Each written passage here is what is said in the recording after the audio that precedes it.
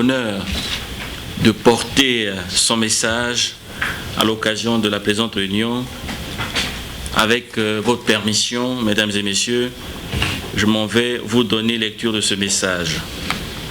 Je cite: Mesdames et messieurs les chefs d'État et de gouvernement, Monsieur le secrétaire général des Nations Unies, mesdames et messieurs, il y a un an, lors de la 72e session ordinaire de l'Assemblée générale des Nations Unies, je rappelais la menace que constitue pour l'humanité le fléau des médicaments contrefaits et sous standard.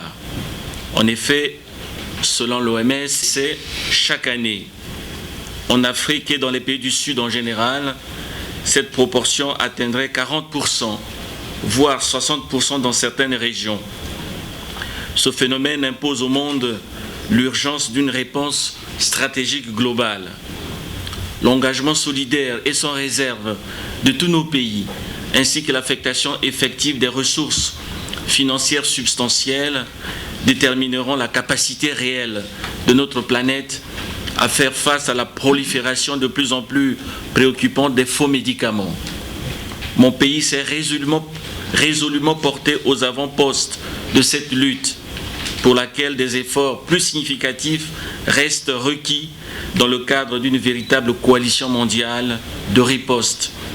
La République du Congo concrétise son engagement dans ce combat en collaboration avec la Fondation Brazzaville pour la paix et la préservation de l'environnement.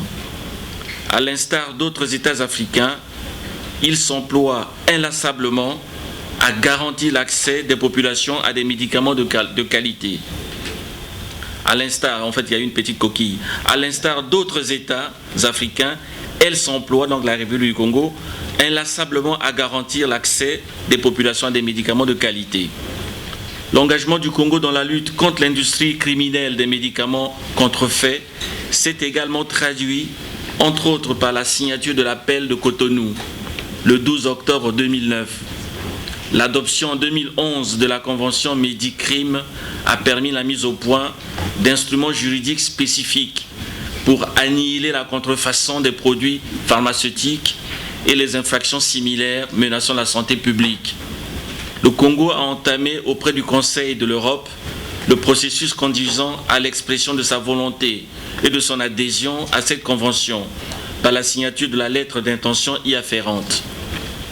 Mon pays, c'est toujours le président Sassou Nguesso qui continue, mon pays qui a récemment abrité les premières journées pharmaceutiques entre la République démocratique du Congo et la République du Congo, a permis à plusieurs experts des deux pays d'aborder les questions cruciales de coopération transfrontalière et d'approche multisectorielle contre ce fléau, tout en réaffirmant son vibrant attachement à l'éradication de ce péril dans le monde.